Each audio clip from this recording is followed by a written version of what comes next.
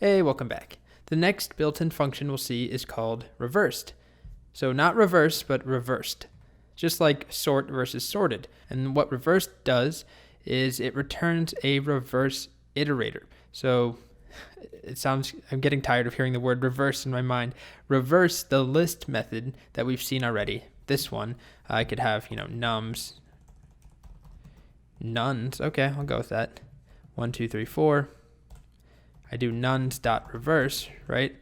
And I look at nuns, it's been reversed. That is a list method. It does it in place, just like sort.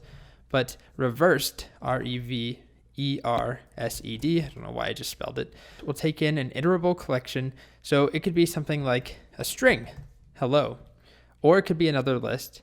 And actually, I'll start by just showing you a list. If I do 1, 2, 3, 4, or even nuns, that's even simpler. I pass in nuns. What does it give us? It's called a reverse iterator object, or in this case, a list reverse iterator object. It doesn't really matter. If you wanted to turn it back into a list, which you probably wouldn't do because a list already has a reverse method. But if you wanted to, you just do this. Also remember, if you want a reverse copy of a list, you can use a slice. But what's important and interesting about reversed is that we can use it with other things like a string. So if we do hello, it doesn't look like much here, right? But we can iterate over this. So I can do something like for char in reversed hello world, like this. And then we'll just print char.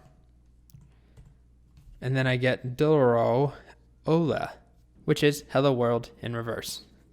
So if we just wanted to reverse a string, like we had, hello here. Remember, we can use a slice on strings, and we can do, -1 like that, where it's the step to take. So go from the beginning to the end, but go backwards.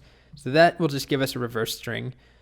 If we wanted to use reversed, though, this is kind of fancy, not fancy in a good way, but complex. What we could do is turn it into a list. So use reversed of hello, right, which gives us the reversed object. Turn it into a list like this, and then join it back together. So I'll copy this, and to join it, we'll join on an empty string, dot join that list. Oof, quite a journey to get there. I prefer the slice method, but you would use reversed if you were iterating over something in reverse. So we could also just use it on like a range. So I could do for x in reversed range 0 to 10. Now we could just do -1, and that gives us the reverse already, or from 10 to 0, -1. But if I have a range like that, I can use reversed on it, print x, and there we go. We go backwards. So it's a way to reverse any iterator that we want to work with if we want to iterate over something in reverse.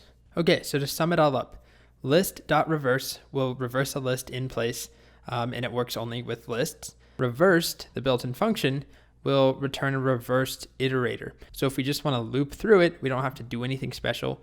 But if we want it to be a list, save it to a variable, then we can cast it into a list with the list function like we did here. Or this is a crazy one where we reversed a string. But remember, we also can take advantage of slices on things like lists, but not every iterator supports slices. So if there is a situation where you need something reversed, whether to iterate over it in a reverse order or to save it to a variable, you can use reversed.